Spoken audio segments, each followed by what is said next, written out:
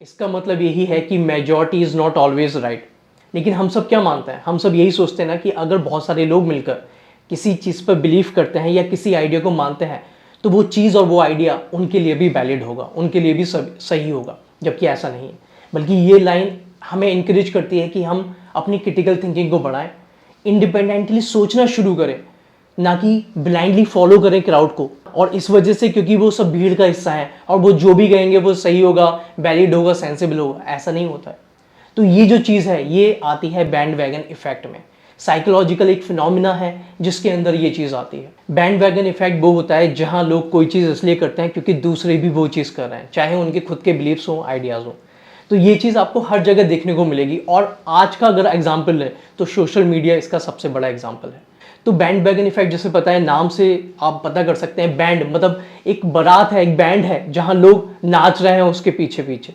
तो यही होता है कि हम बिना सोचे समझे कोई चीज़ इसलिए करने लगते हैं क्योंकि सब लोग कर रहे हैं वो चीज़, और इतने लोग कर रहे हैं, मेजॉरिटी ऑफ द पीपल कर रहे हैं, इसलिए हमें लगता है कि वो चीज़ सही है। अब बात करते हैं इससे बचा कैसे जाए। इसका एक ही तरीका है, वो है चैलेंज्ड ओल्ड बिलीफ्स। पास्ट में भी ये चीज़ हुई है, तो अगर हमें ओल्ड बिलीफ्स को ब्रेक करना है, इस बैंड वैगन इफेक्ट से बाहर निकलना है, तो यही एक तरीका है और कोई नहीं है। तो कुछ एग्जाम्पल लेते हैं पास्ट के कि ऐसे क्या ओल्ड बिलीफ्स थे जिसने लोगों का जो सोचने का तरीका है, मतलब बहुत लोग उस चीज़ को सोचते थे लेकिन एक इंसान ने पूरे सिस्टम को ही चेंज कर दिया अपनी थिंकिंग से, अपने काम से। और वो जो बिलीव बना हुआ था लोगों की नज़र में, जो आइडिया बना हुआ था, वो सब ब्रेक हो गया कुछ ही सेकंड्स में। अब बात करते हैं उन फेमस केस स्टडीज़ के ऊपर। First case study, geocentrism versus हीलियोसेंट्रिज्म।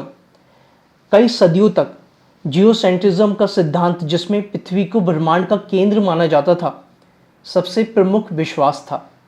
यह विचार बहुत सारे लोगों द्वारा स्वीकार किया गया और कई संस्थानों द्वारा प्रचारित किया गया। लेकिन 16वीं सदी में निकोलस कोपरनिकस ने एक नया सिद्धांत पेश किया जिसे हेलियोसेंट्रिज्म कहते हैं।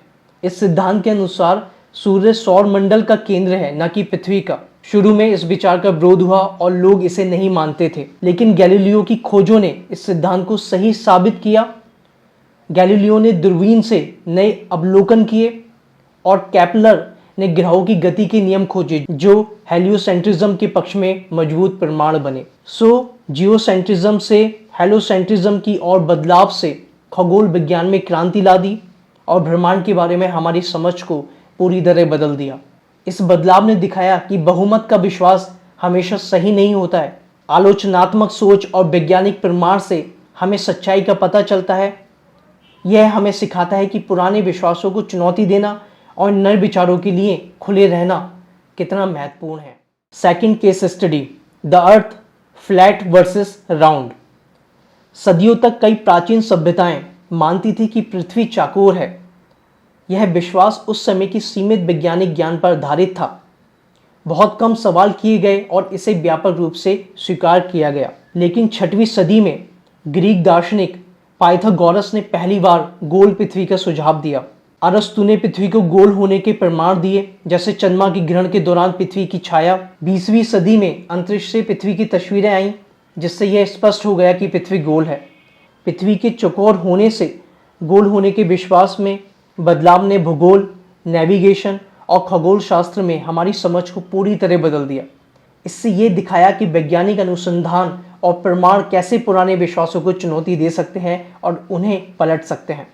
इस केस स्टडी से हमें समझ में आता है कि हमें स्थापित विश्वासों पर सवाल उठाना चाहिए और अपनी ज्ञान के आधार पर विकसित करना चाहिए। इससे हमारी दुनिया को देखने की जो समझ है उसमें गहराई आ सकती है। So I hope in case studies से हमने ये तो सीखा कि कैसे चुटकियों में जो ओल्ड बिलीफ्स होते हैं वो ब्रेक हो जाते हैं।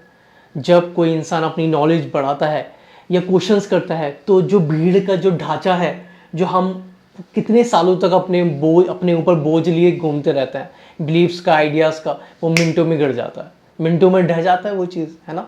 तो यही चीज़ है, इसलिए थिंक बियॉन्ड द क्राउड। जब आप ऐसे जीने लगोगे, जो आपके अंदर से आ रहा है, जो आप करना चाहते हैं, बिना भीड़ को देखकर, बिना उन बिलीफ्स को एक्सेप्ट करके, उन आइडियाज़ को मानकर जो लोगों ने बना दिए हैं, और आप भी उन्हीं के हिसाब से जीते चले जा रहे हैं, तो जब आप उनको क्वेश्चंस करते हैं उनके ऊपर, तो आप देखोगे कि सच में जो मैंने शुरू में कोट बोला था, इफ 50 मिलियन पीपल से foolish thing it is still a foolish thing, ये सच है। जी हाँ, इसलिए वीडियो के एंड में मैं बस आपसे यही बोलूँगा कि आप हमें कमेंट करके बता सकते हैं कि ऐसे क्या ओल्ड बिलीफ्स हैं जिनको आप ब्रेक करना चाहते हैं और क्यों। Thank you.